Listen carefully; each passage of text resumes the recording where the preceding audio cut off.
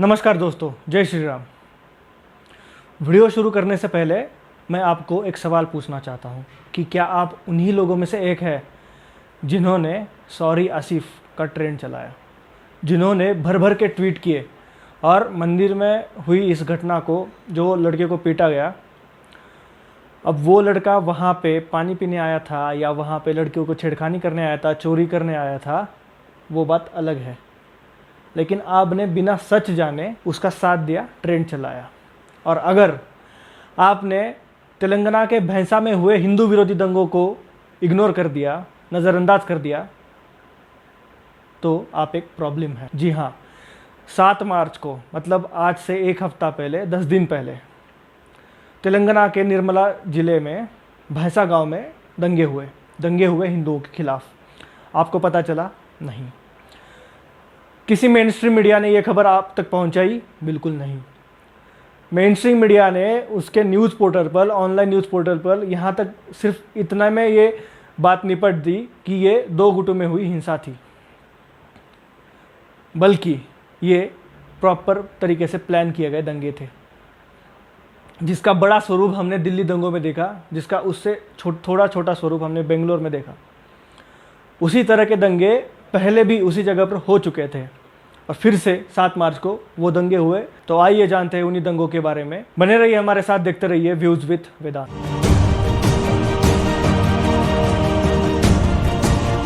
7 मार्च की रात को एक सड़क पर, जुल्फिकार लेन नाम की एक सड़क पर भैंसा गांव में एक बाइक सवार के बीच में और एक आदमी के बीच में झगड़ा होता है। झगड़ा होने के बाद में वहाँ पर लड़ाई हो जाती है और उसके बाद में जुल्फिकार जो मस्जिद है उससे ऐलान किया जाता है। उससे ऐलान किए जाने के बाद में एक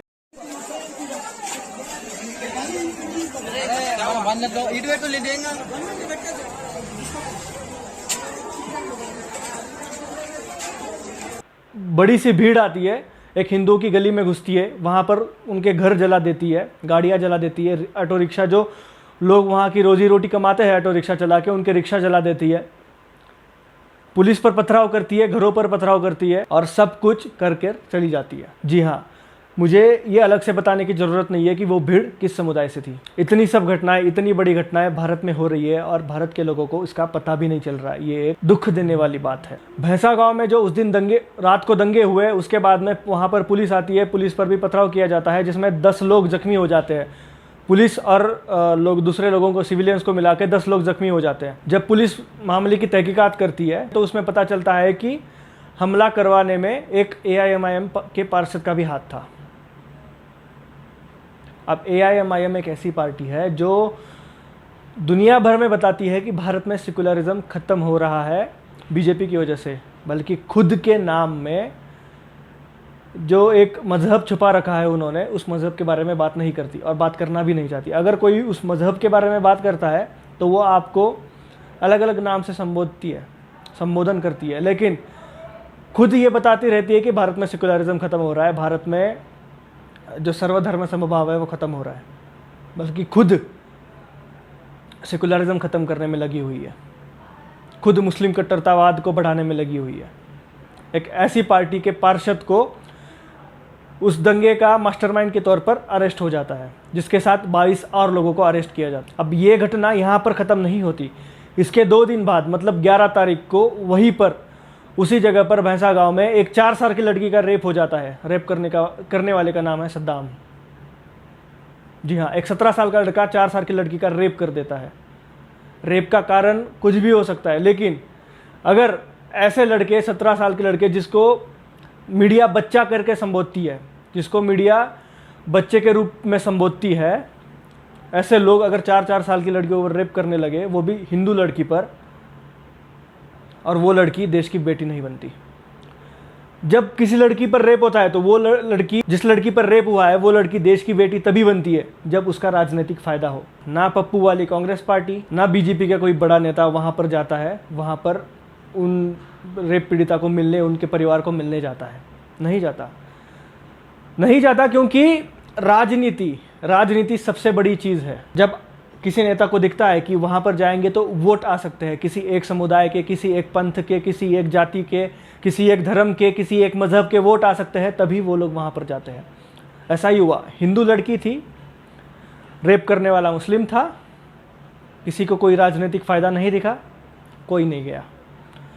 वहाँ पर रेप हो जाता है, रेप के बाद में उस लड़के को अरेस्ट किया जाता है। अब आप सोच सकते हैं कि 7 साल को वहाँ पर हिंदुओं के घर जलाए जाते हैं, उसके बाद में 3 ही दिन बाद वहाँ पर एक हिंदू 4 साल की लड़की का रेप किया जाता है। ये बात किसी भी मेन स्ट्रीम मीडिया में नहीं आती। आप तक सोशल मीडिया में ये बात पहुँची होगी जिसके बारे में पूरी जानकारी आप तक नहीं पहुँची होगी, थोड़ी सी जानकारी आप तक सोशल मीडिया में पहुँची होगी। तो ये मेन स्ट्रीम मीडिया भी उसी तरीके से काम करता है जिस तरीके से बायस सोशल मीडिया काम करता है। जब तक बात उनके दरवाजे तक, दिल्ली तक नहीं आ जाती, तब तक मेन स्ट्रीम मीडिया में, जो कि नेशनल मीडिया है, हिंदी मीडिया हो, इंग्लिश मीडिया हो, उसमें ये बात नहीं आती। अब ये पहली बार नहीं है ये जबकि भैंसा गांव में दंगे हुए। इससे पहले भी जनवरी 2020 में भैंसा गांव में दंगे हुए थे, जब 11 घरों को जलाया गया था, 18 से ज़्यादा गाड़ियों को जलाया गया था, जिसमें 18 से ज़्यादा लोग जख्मी हुए थे।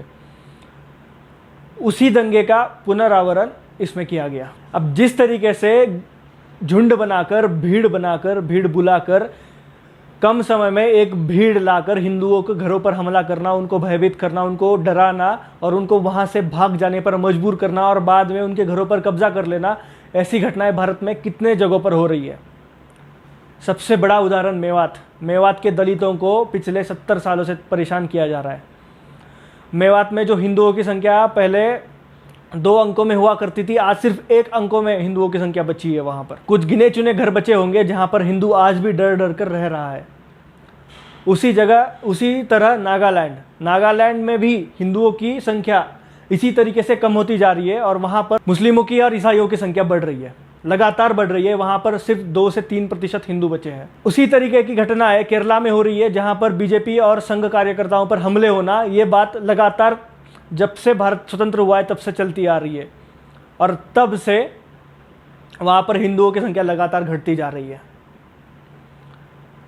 अब मैं ये सब बता रहा हूं तो आपको लग रहा होगा कि ये बातें तो आम है कि 2 गुटों के बीच झगड़ा हो जाना या फिर घर जला देना, झगड़ों के बीच में किसी के ऊपर हमला कर देना, लेकिन कम समय में इतनी ज़्यादा भीड़, वो भी हथियारों के साथ, पेट्रोल के साथ, पत्थरों के साथ, कहाँ से आ जाती है, ये सोचने वाली बात है।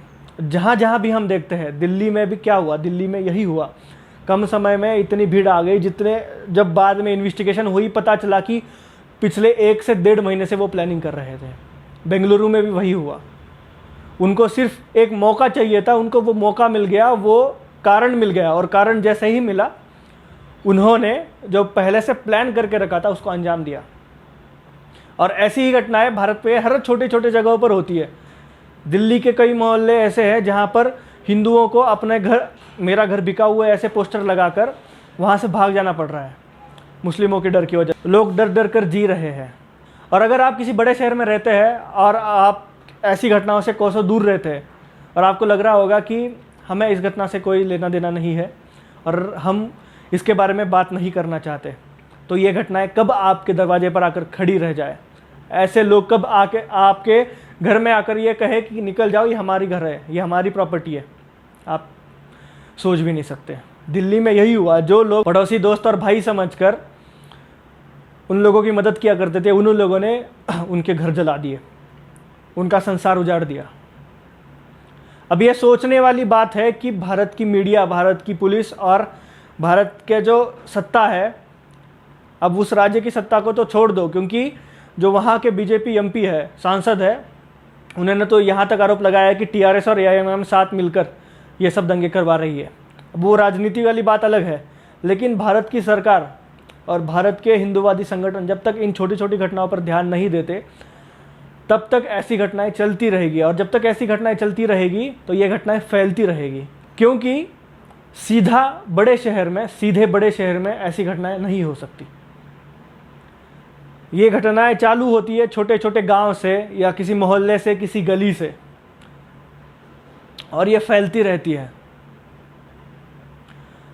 अब क्योंकि ये फैल रही है और हिंदुओं को भाग जाना पड़ रहा है अपने ही देश में जहाँ पर हिंदू मेजॉरिटी में है, और लोग बोलते रहते हैं कि वहाँ पर मुसलमानों को डराया जाता है, ऐसे देश में भीड़ लाकर मुसलमान हिंदुओं पर हमला कर रहा है, वहाँ उन्हें घर से भाग जाने में मजबूर कर रहा है।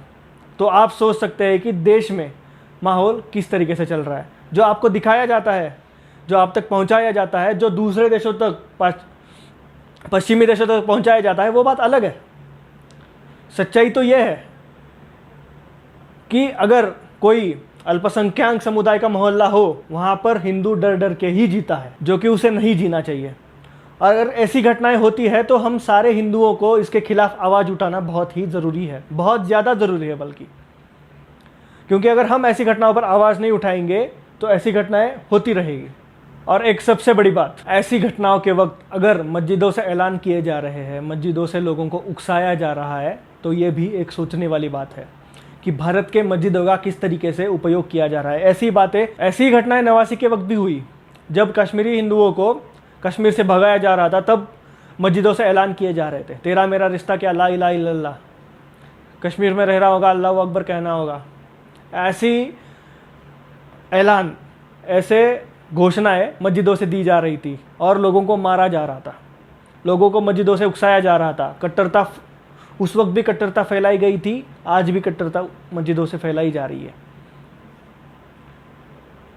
अगर ऐसी घटनाएं भारत की सभी मस्जिदों में हो रही है तो उस पर भी सरकार को ध्यान देना चाहिए, क्योंकि जिस तरीके से श्रीलंका में मस्जिदों को बैन किया गया और बुर्कों को बैन किया जा रहा है और वहाँ पे कट्टरता ख़त्म करने का प्रयास किया जा रहा है, वैसा ही प्रयास भारत में करने की बहुत ही ज़रूरत है। क्योंकि अगर कट्टरता नहीं बंद हुई तो ये लोग जिनके अंदर कट्टरता है, जिहाद भरा हुआ है, जो जिहाद के रास्ते चलते हैं, वो तो किसी की नहीं सुनेंगे। वो आपके सामने ठीक बर्ताव कर सकते हैं, लेकिन पीछे उनके दिमाग में वो जो विचारधारा है, वो जो आइडियोलॉजी है, वो घर करके बैठी हुई है।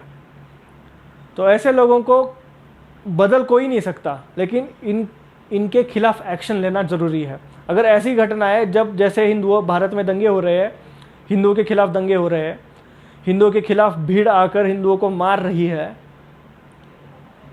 अगर ऐसी घटनाएं होती रही तो भारत में हिंदुओं की संख्या लगातार कम होती जाएगी। और ऐसी घटनाओं के खिलाफ हर हिंदू को, हर एक आदमी को जो अपने आप को भारतीय मानता है, उसको आवाज़ उठाना बहुत ही ज़रूरी है। तो आज के वीडियो में बस इतना ही। वीडियो देखने के लिए आपका बहुत बहुत धन्यवाद। वीडियो कैसा लगा आप कमेंट सेक्शन में ज़रूर बताइए। और अगर किसी विषय पर आप मेरे से वीडियो चाहते हैं तो वो भी आप कमेंट सेक्शन में बता सकते हैं। वीडियो लाइक करिए और ज़्यादा से ज़्यादा लोगों तक शेयर करिए, क्योंकि शेयर करना बहुत ही ज़रूरी है। तो मिलते हैं आपको अगले वीडियो में, तब तक के लिए जय हिंद, जय श्री राम।